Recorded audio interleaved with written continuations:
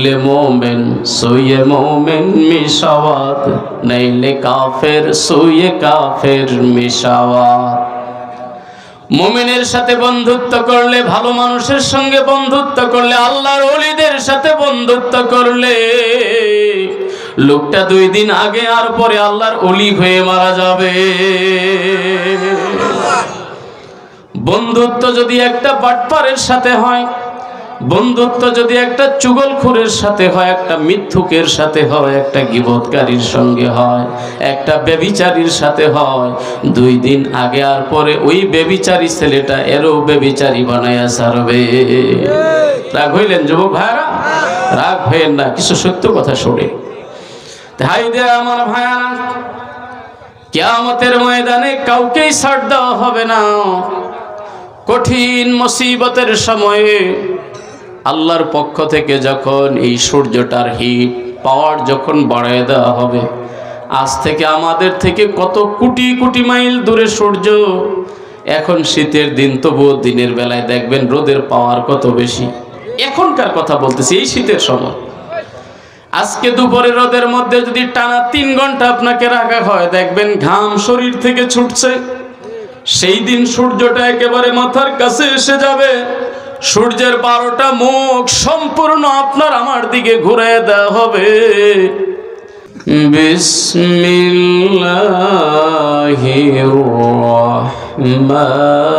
রহমানির রহিম।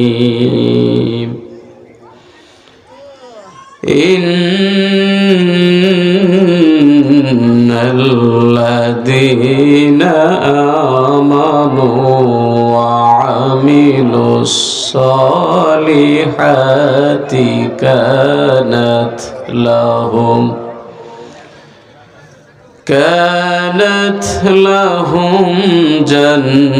জান্নাতুল ফিরদাউসি নুজুলা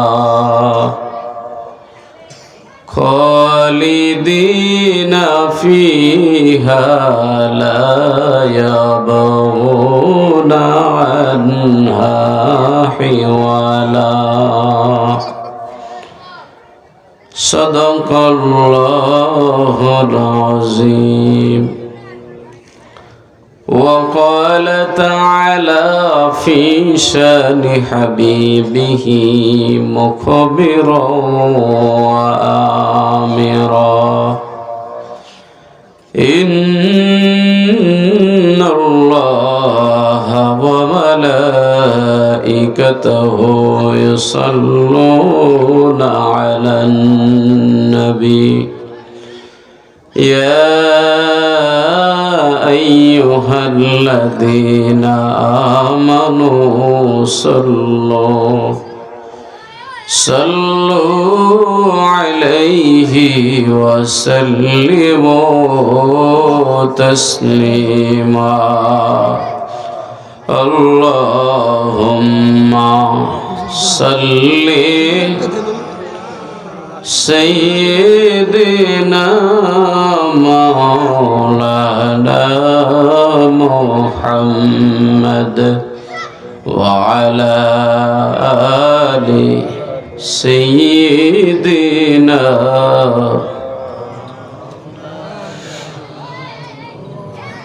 ইয়া আল্লাহ। ভাই আমরা দরুদ শরীফ পড়তেছি কার উপরে দরুদ শরীফ পড়তেছি আল্লাহর নবী সাল্লাল্লাহু আলাইহি সাল্লামের উপরে। নবীজির সাথে আমাদের কোনো শত্রুতা আছে, কোনো কৃপণতা আছে? তাহলে জবান বন্ধ কেন ভাই? মোহাব্বতের সাথে পড়ি আল্লাহুম্মা সাল্লি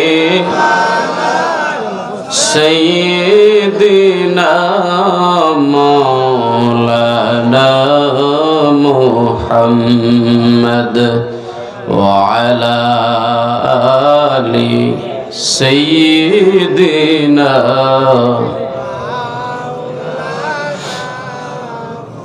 সাল্লাল্লাহু আলাইহি ওয়াসাল্লাম। রওহা চরপাড়া দক্ষিণপাড়া আল আকসা জামে মসজিদ ও যুব সমাজের উদ্যোগে আজকের এই 2য় বার্ষিক ইসলামী মহাসম্মেলনের সম্মানিত সভাপতি জনাব আলহাজ মোহাম্মদ আলী মাস্টার, অবসরপ্রাপ্ত প্রধান শিক্ষক ও প্রতিষ্ঠাতা রৌহা চরপাড়া সরকারি প্রাথমিক বিদ্যালয় শেরপুর, সহসভাপতি জনাব আলহাজ নবী হোসেন, প্রধান অতিথি হাফেজ মোহাম্মদ রাশেদুল ইসলাম, বাংলাদেশ জামাত ইসলাম মনোনীত শেরপুর 1 আসনের সংসদ সদস্য পদপ্রার্থী, বিশেষ অতিথি বৃন্দ, বিশেষ করে আমার পরপরই আজকে যিনি মঞ্চে আসবেন আপনাদের অত্যন্ত সুপরিচিত মুখ, মিডিয়া ব্যক্তিত্ব, সারা বাংলার আলোড়ন সৃষ্টিকারী। গত রাত্রেও আপনাদের কাছেই কোন জায়গায় জানি এসেছিলেন ভাই, রাতে আলোচনা করে আবার সেই ময়মনসিংহ চলে গিয়েছিলেন, আবারও এসেছেন। সিরিয়ালি আমার পিছনে থাকার কথা ছিল, তো ভাই আমাকে মহাব্বত করেছে আমার শারীরিক অবস্থার দিকে তাকায়া, উনি অনুমতি দিয়েছে বিধায় আমি আগে চলে আসছি। আল্লাহ পাক রব্বুল আলামিন কালামুল্লাহ শরীফে বলেন, ইন্নাল্লাযীনা আমানু ওয়া আমিলুস সলিহাত কানাত লাহুম জান্নাতুল ফিরদাউসি নুজুলা। জোরে বলেন আল্লাহু আকবার। যে নিশ্চয়ই যারা ঈমানদার, সুবহানাল্লাহ। কাদের কথা বলা হয়েছে? কাদের কথা বলা হয়েছে? একটু কথা বলতে হবে, আমি প্রথমে অনুরোধ করছি। কাদের কথা বলা হয়েছে? ঈমানদারদের কথা। যাদের ঈমান নাই তাদের সাথে আমাদের কোনো সম্পর্ক নাই। আমরা মুমিন দাবি করি, আমরা ঈমানদার, আমাদের সম্পর্ক হবে ঈমানদারের সাথে, ঠিক না? ঠিক। যার ভিতরে ঈমান নাই তার সাথে আমার কোনো সম্পর্ক নাই। নিষেধ কে করেছেন? আল্লাহ বলেছেন, কখনো ইহুদি খ্রিস্টানদেরকে তোমরা বন্ধু হিসাবে গ্রহণ করিও না, নিষেধ করেছে আল্লাহ। হ্যাঁ, সামাজিক লেনদেন, ব্যবসা বাণিজ্য, চাকরি, এগুলো হতে পারে, এটা ভিন্ন সাবজেক্ট। বেচা কেনা হতে পারে, সেটা ভিন্ন সাবজেক্ট। কিন্তু অন্তরঙ্গ বন্ধু হিসাবে কোনো ইহুদি খ্রিস্টান বিধর্মী তাদের সাথে মহব্বত রাখা যাবে না। মুমিন মহব্বত রাখবে আরেকজন মুমিনকে। প্যারা নবী মুহাম্মদুর রাসূলুল্লাহ সাল্লাল্লাহু আলাইহি ওয়াসাল্লাম হাদিস শরীফে ইরশাদ ফরমান, আল মুমিনুনা কারাজুলি ওয়াহিদ। সমস্ত পৃথিবীর মুমিনরা হলো একটা বডি সমতুল্য। সুবহানাল্লাহ বলেন। সমগ্র পৃথিবীর মুমিনরা কি একটা জিসম সমতুল্য, একটা দেহ সমতুল্য। আমাদের দেশে সেলসেলা, মসলক, দল, মত ভিন্ন ভিন্ন আছে, কি বলেন? ঠিক না ভাই? কেউ ফুরফুরার মুরিদ, কেউ সারসিনার মুরিদ, কেউ সালামাবাদ শরীফের মুরিদ, বা আরো বাংলাদেশে বহু হক দরবার আছে। কথা বলেন না, ভুল বলছি ভাই? বিভিন্ন দলমত আমাদের আছে, কিন্তু আমাদের পরিচয় হলো আমরা যদি আল্লাহকে মানি, আল্লাহর রাসূলকে যদি আমরা মানি, আমাদের পরিচয় এক, আমরা ঈমানদার। কথা বলেন। আমাদের সম্পর্ক হবে একজন ঈমানদারের সাথে, ভালোবাসবো তার ঈমানের কারণে। কারোর সাথে যদি শত্রুতা করি সেটাও আল্লাহর জন্যই, সে আল্লাহকে মানে না, এই জন্য আমরা তাকে মানি না। কথা বলেন, ঠিক না ভাই? ঠিক। তা আমার আল্লাহ ঈমানদারদেরকে বলতেছেন, ইন্নাল্লাযীনা আমানু ওয়া আমিলুস সলিহাত। নিশ্চয়ই যারা ঈমানদার এবং যারা আমলে সলেহ, যারা নেক আমল করে। সুবহানাল্লাহ বলেন। কয়টা জিনিস বলা হয়েছে? 1 নম্বর হলো ঈমান, 2 নম্বরে হলো আমল। কালামুল্লাহ শরীফে যত জায়গায় আপনি দেখবেন আল্লাহ রাব্বুল আলামিন ঈমানদারদেরকে সম্বোধন করেছেন, ঈমানদারদেরকে ডাক দিয়েছেন, তত জায়গায় আল্লাহ আমলকেও উল্লেখ করেছে। সুবহানাল্লাহ। ইয়া আইয়ুহাল্লাযীনা আমানুস্তাঈনু বিস-সাবরি ওয়াস-সালাহ ইন্নাল্লাহা মা'আস-সাবিরিন। জোরে বলেন আল্লাহু আকবার। সূরাতুল বাকারার এই আয়াতের ভিতরে আপনি যদি লক্ষ্য করেন আমার ভাইরা, মুমিনদেরকে আল্লাহ ডাক দিয়ে বলতেছ, আমার মুমিন বান্দারা, তোমরা নামাজ এবং ধৈর্যের মাধ্যমে আমি আল্লাহর কাছে সাহায্য চাও। সুবহানাল্লাহ। কিসের মাধ্যমে? নামাজ এবং ধৈর্য। তাহলে নামাজ ভালো আমল না খারাপ আমল? ভালো না খারাপ? আমাদের সাথে আল্লাহ থাকুক, এটা আমরা চাই কি চাই না? কথা বলতে হবে, সামনে পিছনে একসাথে। আল্লাহর ওলি আমরা হতে চাই কি চাই না? আল্লাহর ওলি হতে গেলে নামাজ ছাড়া হওয়া যাবে? কথা বলেন। আশিকে রাসূল হতে গেলে, রাসূলের প্রেমিক হতে গেলে নামাজ ছাড়া হওয়া যাবে? নবীজি আশিকদেরকে কি বলেছেন, উম্মতকে কি বলেছেন? সল্লু কামা রাআইতুমুনি উসাল্লি। নবীজি সাহাবায়ে কেরামকে বলেছেন যে তোমাদের নামাজটা কেমন হবে, আমি নবীর নামাজ যেমন তোমাদের নামাজও তেমন। সুবহানাল্লাহ বলেন, সুবহানাল্লাহ। তাহলে ঈমানদারদের জন্য আল্লাহ পাক কোরআনুল কারীমে আমলকে উল্লেখ করেছেন।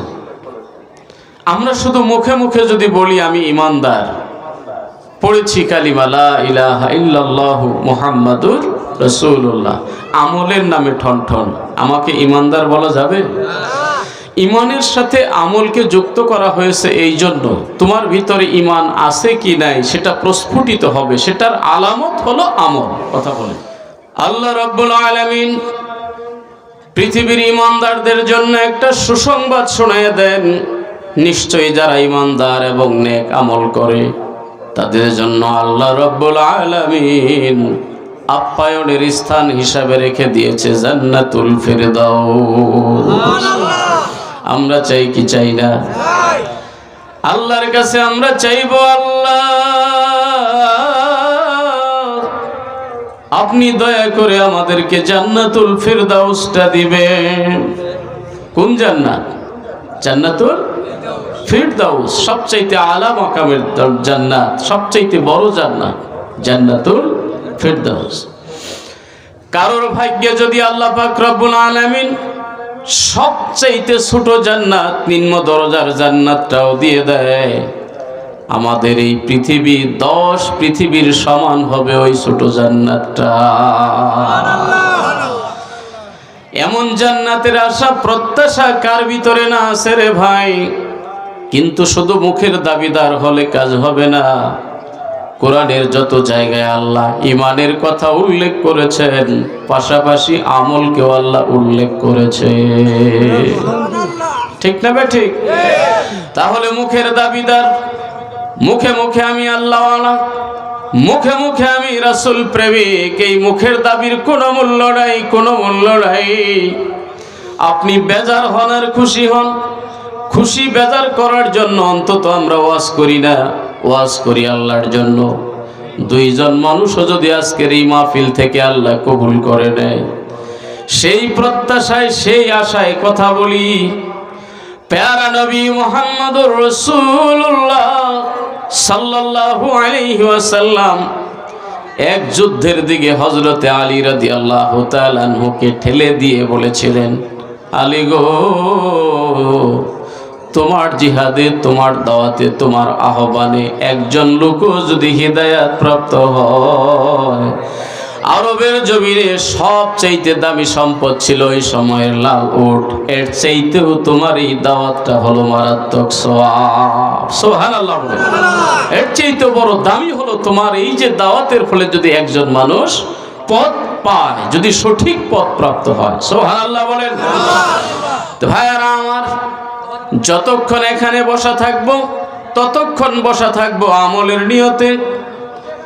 একজন আলেমে দ্বীনের জবান থেকে আল্লাহ যত কথা বের করে দেয়, সব কথাগুলোই আমরা আমলের নিয়তে শুনবো ইনশাআল্লাহ। তাহলে এই জমিনটাও আপনার আমার জন্য একটা সাক্ষী হয়ে যাবে। পরীক্ষা না, সুর পরীক্ষা করে না, রং ঢং পরীক্ষা করে না। বুঝাইতে পারছি কথাটা? হ্যাঁ, ভালো কথা হলে আমলের নিয়তে শুনবো ইনশাআল্লাহ। এই মুহূর্তে যদি আমি জিজ্ঞাসা করি, ভাই গো, এখানে যারা আছেন আলহামদুলিল্লাহ, আল্লাহ আপনাদেরকে এনেছে, ঈশার নামাজটা ভাই কয়জন লোকে আমরা আদায় করেছি? হয়তো আল্লাহর বান্দা এখানে যারা আছেন এমন কিছু আছেন আপনি বলতে বাধ্য হবেন, হুজুর আমাকে জিজ্ঞাসা করেন না, মানুষের মধ্যে শরম পাবো, আমি ঈশার নামাজটা পড়তে পারি নাই। আছে না নাই? আছে না নাই? ভয় পাবেন না, আপনি উঠে যায় না, আমি জিজ্ঞাসা করবো না।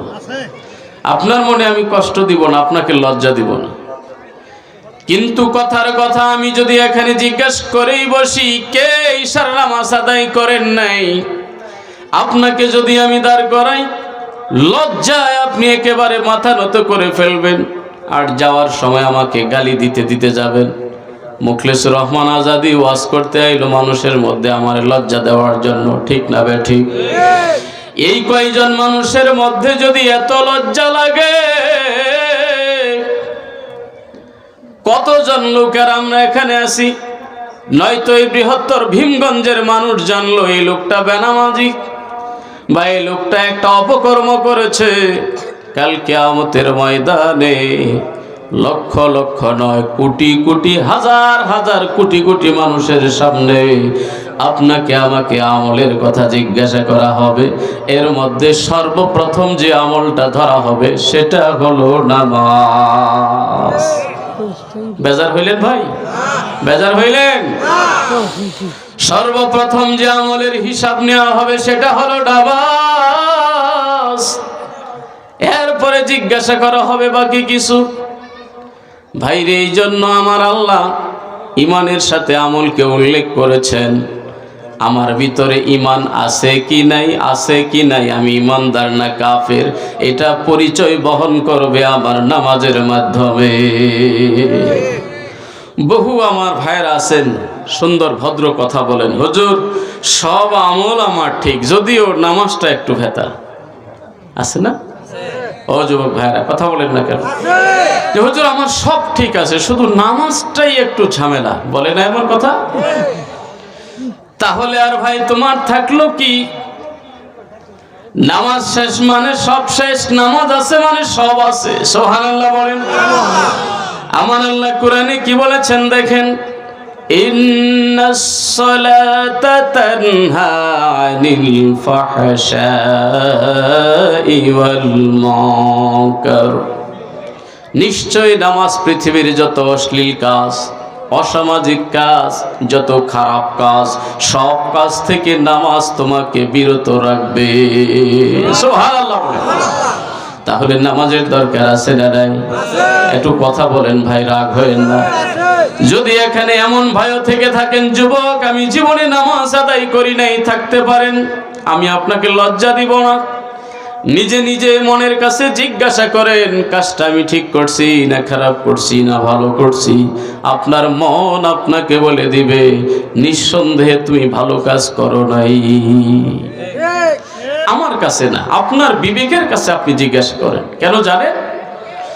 আল্লাহ পাক রব্বুল আলামিন আপনাকে আমাকে জগৎ প্রেরণের উদ্দেশ্যটাও বলে দিয়েছে, وَمَا خَلَقْتُ الْجِنَّ وَالْإِنسَ إِلَّا لِيَعْبُدُونَ।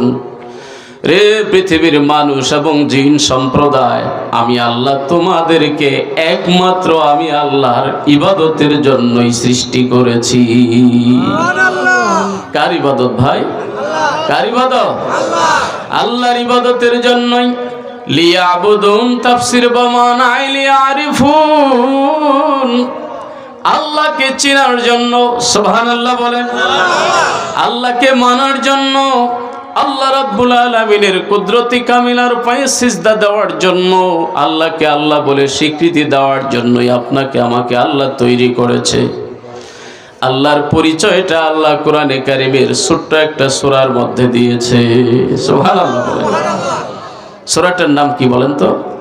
সূরা ইখলাস। বলে ফেলেছেন দেখেন। সূরাটির নাম কি? সূরাটি ছোট্ট একটা সূরা, কিন্তু ফজিলতের দিক থেকে এত মারাত্মক। সুবহানাল্লাহ। কোরআনুল কারীমের সবচাইতে ছোট্ট সূরাটা হলো সূরাতুল ইখলাস। বেশি কিছু জানার দরকার নাই। ছোট্ট সূরাটার অনুবাদ যদি আপনি জানেন, এটার ব্যাখ্যাটা তাফসীরটা যদি আপনি একটু জানেন, আমি আল্লাহর উপরে ভরসা করে বলতে পারি আপনাকে কেউ বেঈমান বানাতে পারবে না। ঈমানের দুর্গ হলো এই ছোট্ট সূরাটা, সূরাতুল ইখলাস। সুবহানাল্লাহ বলেন। আল্লাহ রাব্বুল আলামিন প্যারা নবী মুহাম্মদুর রাসূলুল্লাহ সাল্লাল্লাহু আলাইহি ওয়াসাল্লামকে বলেন, কুল, ও আমার হাবিব আপনি বলেন। সুবহানাল্লাহ। কে বলতেছে? কে বলতেছে? আল্লাহ বলতেছে তার হাবিবকে, কুল, নবী গো আপনি বলেন, হুয়াল্লাহু আহাদ, আল্লাহ এক, অদ্বিতীয়, আল্লাহর কোনো শরীক নাই। সুবহানাল্লাহ। আল্লাহুস সামাদ, আল্লাহ অমুখাপেক্ষী। আল্লাহ পাক কারোর কাছ থেকে কিছু নেওয়ার জন্য চেয়ে থাকেন না। আমার আল্লাহকে কেউ নির্বাচন করে বানায় নাই। আমার আল্লাহ কারোর ভোটে আল্লাহ হয় নাই, ঠিক না বে ঠিক? অল ইন অল পাওয়ারের মালিক আমার একমাত্র আল্লাহ। ইতিপূর্বেও যেমন ছিলেন, বর্তমানেও তেমন আছেন, আজীবন আমার আল্লাহ তেমনই থাকবেন। চিল্লায় বলেন ঠিক কিনা? বাবা আদম আলাইহিস সালাতু ওয়াস সালামের যুগে আমার আল্লাহ যেমন ছিলেন, হযরতে নূহ আলাইহিস সালাতু ওয়াস সালামের জামানায় আল্লাহ পাক যেমন ছিলেন। কথা কন না? আমাদের জাতির পিতা ইব্রাহিম খলিলুল্লাহ। জাতির পিতার নাম কি? এদিকে এদিকে বাবাজিরা, এদিকে তাকান। আমাদের জাতির পিতার নাম কি? ইব্রাহিম খলিলুল্লাহ। আদি পিতা হযরতে আদম সফিউল্লাহ। কথা বলেন ঠিক না বেঠে? আমাদের আদি পিতা হলো আদম, জাতির পিতা বাবা ইব্রাহিম খলিলুল্লাহ। যেখানে বাবা ইব্রাহিম খলিলুল্লাহ, সেখানেই ছিল নমরুদ। যেখানেই ছিল মুসা কালিমুল্লাহ, সেখানেই ছিল ফেরাউন। যেখানে ছিল মুহাম্মাদুর রাসূলুল্লাহ সাল্লাল্লাহু আলাইহি ওয়াসাল্লাম, সেখানেই ছিল আবু লাহাব, উতবা, সাইবা। চিল্লায় বলেন ঠিক কিনা? লিকুল্লি মুসা ফিরাউন, অর্থাৎ প্রত্যেক নবীর সময়ে, প্রত্যেক ভালো মানুষের সময়ে, প্রত্যেক আল্লাহওয়ালা মানুষের সময়ে দুই চারজন দুশ্মন মানুষ ছিল, কি ছিল না? এই সমাজে মানুষের শত্রু হওয়ার জন্য কিছুর দরকার নেই। অনেক জায়গায় কথাটা আমি বলে থাকি, ভালোভাবে চলবেন আর সত্য কথাটা বলবেন, দেখেন শত্রু কেমনে বাড়ে আপনার। আর কিছু না, শুধু সত্য কথা বলবেন। যে চাচা বুড়া হয়ে গেলেন, একদিনও মসজিদে দেখি না, বলবে ইমাম সাহেব তোমার খাওয়া বন্ধ। কথা চাচা বহু চাচাগিরি দেখাইলেন, একদিনও মসজিদে পাই না, তুমি আমারে কইলা এত বড় সাহস, তোমার খাওয়া বন্ধ আগামীকাল থেকে। ইমাম সাহেবরে আর খাওয়া দিবে না। অথচ ইমাম সাহেব কি বলেছিল? তুমি চোখটা বন্ধ করে দেখো, সর্বপ্রথম যে আমলের হিসাব দেওয়া হবে সেটা হলো নামাজ। কথা কর। মান হাফাজা আলাইহা কানাত লাহু নূরাও ওয়া বুরহানাও ওয়া নাজাতান ইয়াউমাল কিয়ামাহ। জোরে বলেন আল্লাহু আকবার। নামাজটাকে যে হেফাজত করতে পারলো, যে সুন্দর করে যত্ন সহকারে নামাজটাকে রক্ষা করলো, কায়েম করলো, এটা কাল কিয়ামতের ময়দানে তার জন্য নাজাতের কারণ হবে, বুরহান হবে, দলিল হবে, এবং কিয়ামতের ময়দানে এটা নূর নূর নূরের কারণ হয়ে যাবে। আপনি কি জানেন, এই যে মহাশীত, কঠিন শীতের মধ্যেও যারা আল্লাহওয়ালা মানুষ, যারা নামাজি মানুষ, একদিনও কি উজু করার কারণে তারা কি নামাজ ছেড়ে দেয়? বৃদ্ধ মানুষগুলো কনকনে শীতে কাঁপতে কাঁপতে ঠক ঠক ঠক ঠক করে মসজিদে যায়। পানি যতই ঠান্ডা হোক, একদিনও তারা উজু করা বন্ধ করে না। দয়াল নবীজি হাদিস শরীফে ইরশাদ ফরমান, শীতকাল হলো মুমিনের জন্য একটা গনিমত। সুবহানাল্লাহ বলেন। এই যে শীতকাল এখন এসে গেছে ভাই রে, এটা মুমিনের জন্য গনিমত। আপনি বলবেন কেমনে? আপনি হিসাব মিলিয়ে দেখেন, যদি নফল রোজা আপনি রাখতে চান, সারাটা দিনের মধ্যে এক গ্লাস পানিরও পিপাসা আপনার লাগবে না। আর যদি তাহাজ্জুদের নামাজ আপনি পড়তে চান, শেষ রাতে অনায়াসেই জেগে যাবেন। যদি ঈশার নামাজটা পড়ে 4টা আল্লাহ রিজিকে রাখলে খেয়ে 8টা 9টা 10টার মধ্যেও শুয়ে পড়েন, আমি আল্লাহ ভরসা করে আপনাকে বলতে পারি 3:30 থেকে 4টার মধ্যে এমনিই ঘুম আপনার ভেঙে যাবে। কিন্তু আমাদের সমস্যাটা কি? ঘুম ভেঙে যায় কিন্তু ল্যাপ ছাড়তে পারি না। অনেকের যদি বলি ভাই আপনাকে যে মসজিদে দেখি না, হুজুর ঘুমই তো ভাঙে না। আমি বলবো ভাই আপনি সত্য বলেন নাই, মিথ্যা বলছেন। হ্যাঁ, আপনার কথা তখন সত্য হবে যখন আপনি মোবাইলটা হাতে নিয়ে ফেসবুক ঘাঁটতে ঘাঁটতে ঘাঁটতে ঘাঁটতে 10টা গেল, 11টা গেল, 12টা গেল, 1টা গেল, 2টা গেল, 3টার সময় যদি আপনি শুয়ে পড়েন, তাহলে কেমনে আপনি তাহাজ্জুদ ফজরও যাবে 10টার সময় না হলে আপনার ঘুম ভাঙবে না। ঠিক না ঠিক? যুবক ভাইরে, রাগ হওয়ার খুশি হও, রাগ তোলার জন্য খুশি করার জন্য ওয়াজ করতে আসি নাই। ওয়াজ করতে আসছি যেন উপকার হয়। যদি উপকার হয়, আমি মুখলিসুর রহমান মারা গেলেও আপনাদের থেকে একটা সওয়াব আমার কবরে যেতে থাকবে। যদি উপকারী এলেম পৃথিবীতে রেখে যেতে পারি, আপনাদের এই ভীমগঞ্জ থেকে আমার কবরে একটু সওয়াবের অংশ যেতে থাকবে ইনশাআল্লাহ। আর আপনারে খুশি করার জন্য যদি ওয়াজ করতে আসি, আল্লাহ আমারে ধরে ফেলবে। আপনাদের চাইতে মুসিবত আমাদের অনেক বেশি।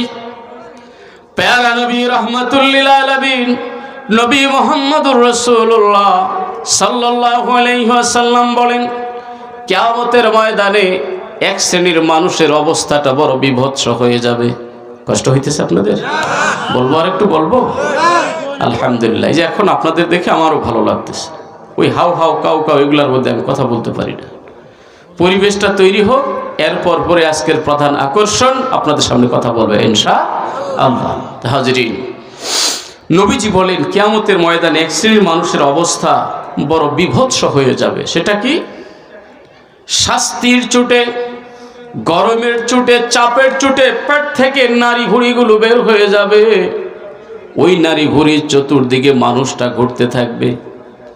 সহজে বোঝার জন্য বলি, একটা গরু, একটা গাধা, একটা ঘোড়া যদি আপনি রশি দিয়ে খুঁট গেড়ে বেঁধে দেন, ও যতই দূরে যেতে চাক, যত দূর পর্যন্ত রশি ওই পর্যন্তই ঘুরবে। এই লোকটার পেট থেকে নারী ভুঁড়ি বের হয়ে যাওয়ার কারণে না সামনে আগাইতে পারবে, পেট থেকে বের হয়ে গেছে, চতুর্দিকে ঘুরতেছে। লোকেরা তখন তাকে জিজ্ঞাসা করবে, ভাই গো, ও ভাই, ও ভাই, কি মুসিবত আপনার? কেন আপনি এমন হলেন? এই শাস্তি আপনাকে কেন দেওয়া হলো? আমরা তো দুনিয়াতে দেখতাম আপনি খুব সুন্দর সুন্দর কথা বলতেন, আমাদেরকে নসিহত করতেন, রোজার কথা বলতেন, নামাজের কথা বলতেন, পর্দার কথা বলতেন, কিন্তু আজকে এই অবস্থা কেন? ওই লোকটা তখন সেই দিন আর কোনো লজ্জা থাকবে না, চিন্তা থাকবে না, কারণ সেই দিন জবান দিয়ে মিথ্যা বলার ক্ষমতাও কারোর থাকবে না। নিজের মুখে আমার মতো বক্তা যারা, আমি আপনাদেরকে সুন্দর সুন্দর কথা শোনাইতেছি, আর আমার মধ্যে যদি আমল না থাকে, ভাইরে, আপনাদের আগে আমি ধরা খেয়ে যাব। ওই দিন লোকটা বলবে, ঠিক আছে ভাই, তোমাদের কথা, আমি তোমাদেরকে খুব সুন্দর সুন্দর নসিহত শোনাইতাম, কিন্তু আমি নিজে আমল করতাম না, যার কারণে আজকে এই শাস্তি আমাকে দেওয়া হইতেছে। এই জন্য বলবো আমার ভাইয়েরা, বাবাজিরা, কোন মসজিদের ইমাম সাহেব যদি সত্য কথা বলে, আপনাকে বলে, ভাই আল্লাহ আপনাকে অনেক দিয়েছে, আর সুদ খায়েন না। কোন মসজিদের ইমাম সাহেব যদি বলে, ভাই সভাপতি সাহেব, আল্লাহ আপনাকে কম দেয় না, আপনি আর ঘুষ খায়েন না। কোন ইমাম সাহেব যদি বলে, সেক্রেটারি সাহেব, আল্লাহ আপনাকে অনেক শিক্ষিত বানিয়েছে, অনেক ভদ্র মানুষ আপনি, আমার ভাবিরা আপনি পর্দায় রাখেন, উপযুক্ত মেয়েটাকে পর্দায় রাখেন, আপনার ছেলেটাকে কন্ট্রোল করেন, ছেলেটা যেন মদের নেশায় না যায়, ছেলেটা যেন বাজে গাঞ্জার আশায় না যায়, ওই নেশাখোরদের সঙ্গে মেলামেশা না করে। কারণ কি আপনি জানেন, সোহবতের একটা মূল্য আছে না নাই? সঙ্গ দোষে মানুষ নষ্ট হয়, কথা কর, ঠিক না ভাই? ঠিক। আর সহবত মুতাসসিরা, প্রত্যেকটা সহবতের একটা তাসির, কথা কর না। জমিনটা হবে তামার জমিন, কাঁসার জমিন, উত্তপ্ত হয়ে যাবে, পা থেকে হিট শুরু হবে, মাথা থেকে হিট শুরু হবে, হিটের চুটে ঘামের সাগরের মধ্যে মানুষ হাবুডুবু খেতে থাকবে। মাথার মগজগুলো গলে গলে চোখ দিয়ে বের হবে, কান দিয়ে বের হবে, নাক দিয়ে বের হবে। ওই কঠিন মুসিবতের সময়েও যারা আমলওয়ালা, যারা ইমানদার, আল্লাহু আকবার বলেন, আল্লাহু আকবার।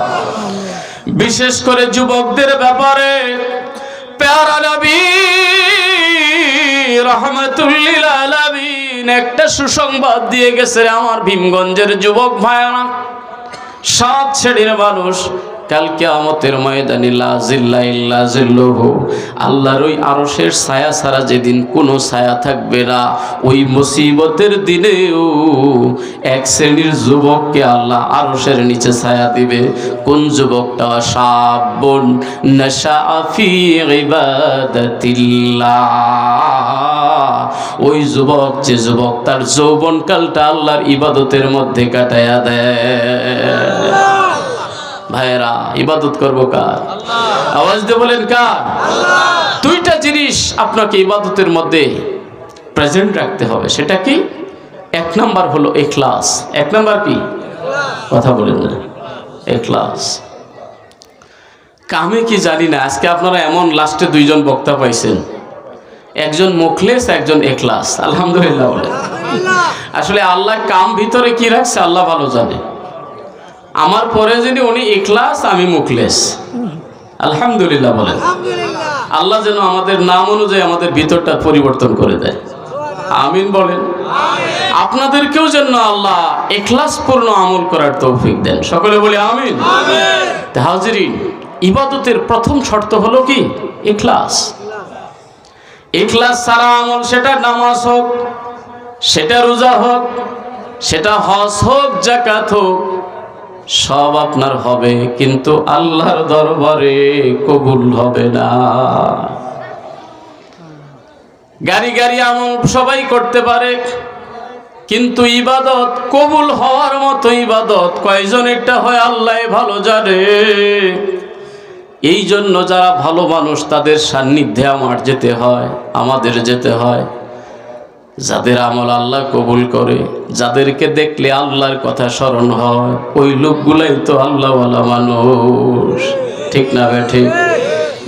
আমরা পীর মাশায়েখ হক্কানি যারা আছে তাদের কাছে কেন যাই? নিজের আমলটাকে বাতলাই নেওয়ার জন্য, নিজের আমলটাকে সংশোধন করে নেওয়ার জন্য, নাকি পীরকে পাওয়ার জন্য?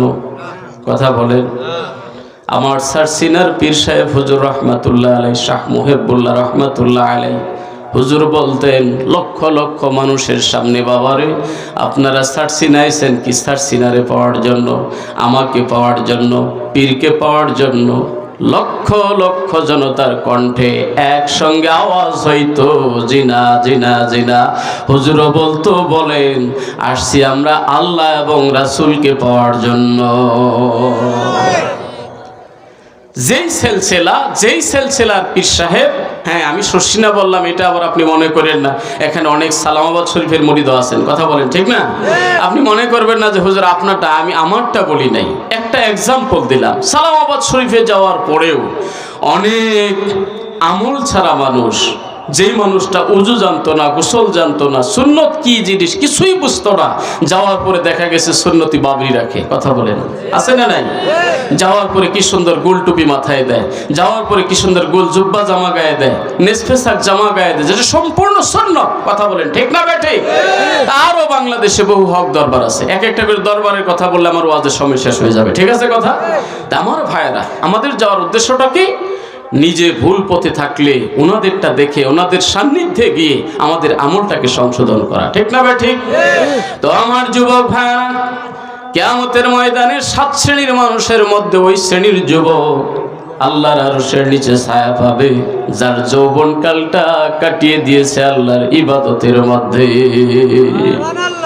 তবে আল্লাহর মেহেরবানি, এই যুগেও, এই ডিজিটাল যুগেও, মাঝখানে আজ থেকে 20-30 বছর আগের যে পরিবেশ, সেই তুলনায় এখনকার যুবকরা আলহামদুলিল্লাহ ওই সময়ের তুলনায় অনেক ভালো হয়েছে। কথা বলেন। হ্যাঁ, যদিও আপনি বলবেন অনেকেই ফেসবুক টিপে, অনেকেই মোবাইল টিপে, অনেকেই এই করে সেই করে, এর মধ্য দিয়েও আমল আখলাকের আমার দৃষ্টিতে আল্লাহর মেহেরবানি যুবকদের অনেক একটা পরিবর্তন আসছে। কিছু পরিবর্তন, যেমন দেখেন দাড়ির ব্যাপারটা যদি আমি ধরি, এমন একটা সময় ছিল ছেলেরা যদি আলেম হইতো তবুও বাবা দাড়ি রাখতো না। ছেলে আলেম তবুও বাবার মুখে দাড়ি নাই, হাজার বোঝানোর পরেও। তাহলে ছেলেরে আলেম বানাইতে একটা বাপের কত বয়স হওয়া লাগে? ওই বয়সেও বাপে দাড়ি রাখে নাই, কারণ না জানার কারণে, পরিবেশের কারণে। মেয়ের বাবাদের ধারণা ছিল, মেয়েদের ধারণা ছিল যারা মুখে দাড়ি রাখে তারাও কি আবার যুবক, তারাও কি আবার বিয়ে করার সামর্থ্য রাখে। দাড়ি রাখলে মেয়েও বিয়ে বসতে চাইতো না, মেয়ের বাবাও বিয়ে দিতে চাইতো না, ঠিক না বেঠি? এই অবস্থান থেকে মানুষ কিন্তু অধিকাংশ এখন উঠে এসেছে। এমনকি অনেক মেয়ের বাবারা, আমরা তো ভাই মসজিদের ইমাম খতিব, আমাদের কাছে তো ভাইরা আসে, কথা বলেন না, এসে বলে হুজুর কিছুই চাই না, আল্লাহ আমাকে অনেক দিয়েছে, মেয়েকে দেওয়ার মতো সামর্থ্য আমার আছে, ভালো একটা ছেলে শুধু সন্ধান দিবেন। একটুও মিথ্যা কথা না ভাই, আল্লাহর কসম করে বলি, আমার একজন মুসল্লি আমেরিকায় আছে, ঢাকা মসজিদের মুসল্লি আমেরিকায় আছে, আমার ভাই উনি মাঝে মাঝেই ফোন দেয়, ওনার একজন উপযুক্ত মেয়ে আছে, ফোন দিয়ে বলে হুজুর একজন আলেম যদি দিতে পারেন, দাড়িওয়ালা মানুষ, সুবহানাল্লাহ বলে, যদি মধ্যবিত্ত ফ্যামিলির লোক হয়, ছেলেটাকে আমি স্বাবলম্বী বানাবো, আমি তাকে আমেরিকার নাগরিক বানিয়ে দিব, আমার মেয়েকে তার জন্য আমি বরাদ্দ করব। তাহলে বোঝা গেল ভাইরে, আগের যুগের চাইতে এখন কিছু পরিবর্তন হয়েছে কি হয় নাই? আবার দেখবেন এই যে যৌতুকের ব্যাপারটা, ইতিপূর্বে আজ থেকে 15-20 বছর আগে যেমন মহামারীতে পরিণত হয়েছিল, আল্লাহর মেহেরবানি উলামায়ে কেরামের দাওয়াতের বদৌলতে, প্রত্যেকটা মসজিদের খতিব সাহেব মিম্বরে বয়ান করার বদৌলতে, আল্লাহর মেহেরবানিতে যৌতুকের ওই মহামারীটা মোটামুটি ভাবে উঠে গেছে। কথা কর না, একবারে উঠে নাই, মোটামুটি ভাবে উঠে গেছে। অনেক হাজী সাহেব চালাক আছে, হাজী সাহেব আপনি ওই কাজটা করলেন, বুঝেন নাই, ছেলে বিয়ে করে আপনিও টাকা নিলেন, আমি তো করি নাই, এই যে আমার মেয়ের জামাইরা এগুলো করছে। কথা কথা আছে না? সুদের কারবারের সাথে জড়িত হয়, জিজ্ঞেস করলে ভাই আপনি একজন নামাজি মানুষ, আপনি শিক্ষিত মানুষ, আপনিও সুদের সাথে জড়িত? আমার না, আমার ছেলেরা এগুলা করে, আমার জামাইরা করে, আমার ভাইয়েরা করে। আমি বলবো ভাই তুমি কতটুকার কৌশল জানো, তুমি কতটুকার ছলচাতুরি জানো? তোমার চাইতে বড় কৌশলী হলেন আমার আল্লাহ, আল্লাহু খায়রুল মাকিরিন। তুমি আর কতটুক মকরবাজি জানো? কথা বলেন, ইয়ালামু খায়িনাতাল আয়ুন, তুমি চোখে চোখে কি ইশারা করো, ওয়ামা তুখফিস সুদুর, আর তুমি অন্তরে কি গোপন রাখো। এখানে এই ওয়াজে বসে বসেও কেউ হয়তো মাথায় ঘোরাইতেছেন, যাওয়ার সময় কার বাড়িতে একটু খোসা দিয়ে একটা টিন ভেঙে থুয়ে যাব। বিশ্বাস করবেন, আমরা তো দেশ ঘোরা মানুষ, চোখে দেখি, হয়তো কেউ কেউ ভাববেন যে বক্তারা মনে হয় বানায় বানায় বলে। আমাদের এই শ্রীবর্দী থানায়, এই শেরপুর জেলার শ্রীবর্দী থানায় একটা জায়গায়, এই উত্তর দিকে ওয়াজে গেলাম, ফেরার পথে একেবারে পিচ ঢালা রাস্তা, যাওয়ার সময় ভালো, তা আমাদেরকে একটা আইডিয়া হয়ে গেছে, গাড়ি নিয়ে গেছি ভালো, আসার সময় হঠাৎ করে স্পিড ব্রেকারের মতো একটা পুরা ধাক্কা লাগলো। ড্রাইভারকে বললাম ভাই দেখেন তো কি হলো। পরে দেখে বাঁশ, এটা কি খুব নরম জিনিস, তাজা বাঁশ, কতটি যুবক মিলে ওই বাঁশটারে হেলাইয়া একবারে রাস্তার মধ্যে শোয়ায় রাখছে। এই তো গেল বাস, আর কিছুক্ষণ যাওয়ার পরে দেখি শত শত কলা গাছ ধাক্কায় ভাঙ্গে, মাহফিল শুনতে গেছিল, ওয়াজ শুনতে গেছিল, ফেরার পথে মানুষের একটা ক্ষতি করে বাড়িতে চলে গেল। আরে যুবক, তোমার এই রক্তের গরমে নাটকে যাত্রার প্যান্ডেলে যায় তো অপকর্ম করো করোই, ওয়াজের মাহফিলে এসেও যাওয়ার সময় মানুষের ক্ষতি করে যাও। তুমি কি জানো হক্কুল্লাহর চাইতে হক্কুল ইবাদত কত মারাত্মক কঠিন হিসাব? আল্লাহর হক যেটা আল্লাহ মাফ করতে পারে, তুমি তওবা করেছো, কিন্তু বান্দার হক নষ্ট করেছো, যে পর্যন্ত বান্দা ক্ষমা না করবে আমার আল্লাহও ক্ষমা করবে না। একজনের বেগুন চুরি করেছো, ওই ব্যক্তি ক্ষমা করতে হবে। একজনের টমেটো চুরি করেছো, ওই ব্যক্তি ক্ষমা করতে হবে। একজনের কাছে লাউ চুরি করছো, ওই ব্যক্তি ক্ষমা করতে হবে, তা না হইলে আমার আল্লাহ ক্ষমা করবে না। খুব সাবধান, খুব সাবধান। সম্মানিত হাজিরিন, মনে মনে আমরা কি গোপন রাখছি, আমার ওই স্ত্রীও খবর জানে না, আমার ছেলেও জানে না, ভাই জানে না, বন্ধু বান্ধব জানে না, কিন্তু জানে একজন। আওয়াজ দিয়ে বলেন তিনি কে? জবান খুলে বলেন তিনি কে? আল্লাহ। এই জন্য আল্লাহকে হাজির নাজির জেনে ইবাদত করবেন, ইবাদতের মধ্যে মজা পাবেন। নামাজে রুকু করবেন, লম্বা রুকু যদি করেন আল্লাহর জন্য করবেন, মুসল্লিদের জন্য না। আপনাদেরকে বলি না, আমাকে বলি, আমি ইমাম সাহেব, আমার রুকুটা যদি একটু লম্বা হয়, কেন পাবলিক বলবে, মুসল্লিরা বলবে আমাদের ইমাম কি সুন্দর লম্বা রুকু করে। আমি বলবো আহারে, এই রুকু পাবলিকের জন্য হইছে, আল্লাহর জন্য হয় নাই। আমার সিজদা যদি লম্বা হয় মুসল্লিদের জন্য, মুসল্লিরা বাহবা দিবে, তাহলে আমি ইমাম হয়ে আল্লাহর কাছে ধরা খেয়ে যাব। এই জন্য আমার ভাইরা বলেছিলাম, ইবাদত কবুল হওয়ার জন্য 1 নাম্বার শর্ত কি? ইখলাস। 1 নাম্বার কি? ইখলাস, মানে পরিপূর্ণ আন্তরিকতা, শুধুমাত্র কেবলমাত্র কার জন্য? আল্লাহর জন্য। তা না হলে হজ দিয়েও কাজ হবে না। হজ করে আসছি, হাজী সাহেব স্পষ্ট করে বলে দেয়, লেখো হাজী আব্দুল মুত্তালিব, কথা কর না, হাজী আবুল কালাম। এখানে আবুল কালাম নামে কোনো হাজী আছেন? থাকলে আবার আপনি কইেন না, আমি আপনারা কইছি। যদি হঠাৎ কমন পড়ে যায় মাপ চাই, আপনারা আমি চিনি না, ঠিক আছে? কথার কথা, এটা উপমা দিতে চাই বলছি, যে লেখো হাজী আবুল কালাম। আপনাকে মানুষে হাজী বলুক সমস্যা নাই, কিন্তু আপনি যদি বলেন লেখেন হাজী আবুল কালাম, তার মানে আপনি বুঝাইলেন আমি কিন্তু সাধারণ মানুষ না, আমি হজ করে এসেছি। তাহলে এটা মানুষের জন্য হইল, আল্লাহর জন্য হয় নাই।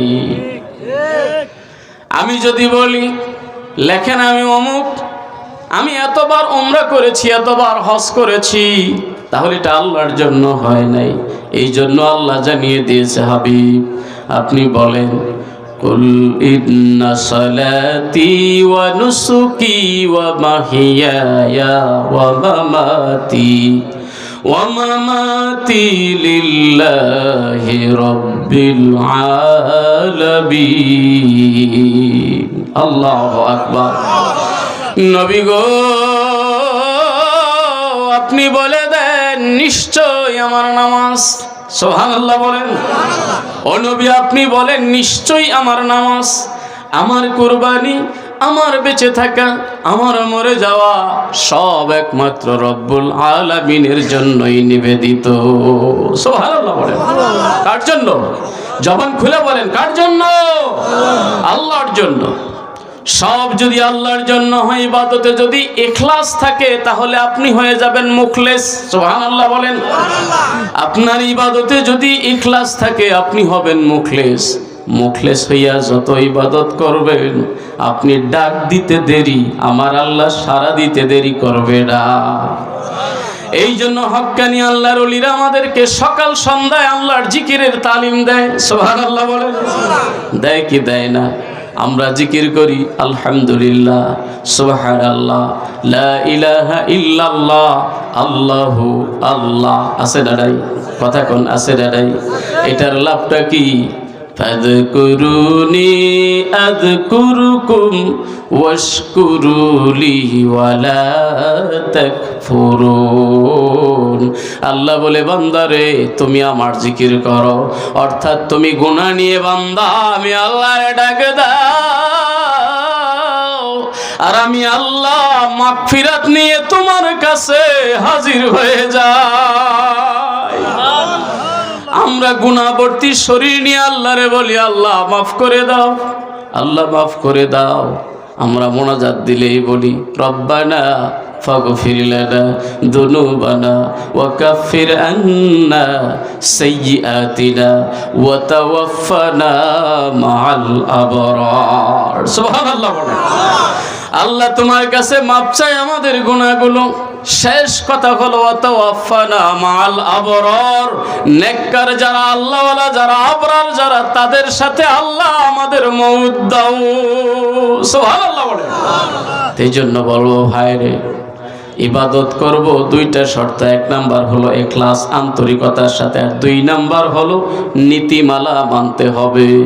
কি কি মানতে হবে? নীতিমালা। শরীয়ত যেইভাবে বলেছে, আমার বাড়তি করার কোনো সুযোগ নাই। ফজরের নামাজ কয় রাকাত? কথা বলেন না, কয় রাকাত? 4 রাকাত। আমার ইখলাস খুব আছে নামাজের মধ্যে। আমি দাঁড়িয়ে একবারে দাঁড়ানোর সময় বলে ফেলছি, ইন্নী ওয়াজ্জাহতু ওয়াজহিয়া লিল্লাযী ফাতারাস সামাওয়াতি ওয়াল আরদ হানিফা ওয়া মা আনা মিনাল মুশরিকিন। বলেছি আমি সব দিক থেকে মনটাকে ঘুরিয়ে ফেলেছি, কিন্তু আমার মনে খুঁতখুত করতেছে। সারা রাত ঘুম পেরে উঠে শরীর আমার এখন যে চাঙ্গা, কমপক্ষে 20 রাকাত পড়বো ফজরের নামাজ। কথা কয় রাকাত? শরীয়ত সমর্থিত যা রহমাতুল লিল আলামিন যা আমাদেরকে ফর্মুলা দিয়ে গেছে, তার বাহিরে যাওয়ার কোনো সুযোগ নাই। 2 রাকাত সুন্নাত, 2 রাকাত ফরজ। কথা বলেন ঠিক না বেঠিক? এমনকি অন্যান্য সুন্নতের তুলনায় ফজরের সুন্নতের গুরুত্ব সবচেয়ে বেশি। আমার নবীর জিন্দেগি আপনি দেখেন, নবীজি মুকিম থাকলেও, মুসাফির থাকলেও, সফরের হালতেও, বাড়িতেও কখনোই আমার নবীজি ফজরের সুন্নত ছেড়ে দিতেন না। সুবহানাল্লাহ বলেন। এমনি কিন্তু মুসাফির হইলে আমাদের জন্য একটা সুযোগ আছে, 4 রাকাতের ফরজ নামাজগুলো 2 রাকাত হয়ে যায়। আপনার জানা থাকলে ইচ্ছা করে আপনি 4 রাকাত পড়তে পারবেন না, গুনাহ হবে। আর যদি না জানা থাকে মাসালা, আপনি 4 রাকাত পড়ে ফেলছেন, মাফ করার মালিক কে? আল্লাহ। কিন্তু আপনি যদি জানেন যে আপনি মুসাফির, তাহলে ফরজ নামাজ 4 রাকাতেরটা 2 রাকাতই পড়তে হবে।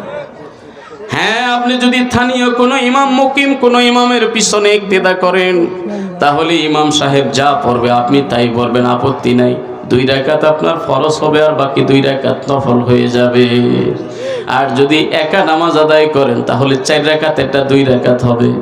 আর সুন্নতের ব্যাপারে এখতিয়ার, কিন্তু ফজরের সুন্নতের কোনো এখতিয়ার নাই। নবী আমার সফরের হালতে, মুকিম অবস্থায়, মুসাফির অবস্থায় ফজরের সুন্নত আমল করেছে। গাড়িতে সফর করতে যাওয়ার সুরতে আমরা অনেক সময় ফজরের বিরতি দিলে, এই যে মুসাফিরের নাম দিয়ে ঢালাওভাবে অনেক ভাই ভালো মোটামুটি জানাশোনা ব্যক্তি ফরজ 2 রাকাত পরে দৌড় দেয়। কয়েকজনকে জিজ্ঞাসা করলাম, ভাই সুন্নত? মুসাফির অবস্থায় সুন্নত লাগে না। কে বলছে আপনাকে?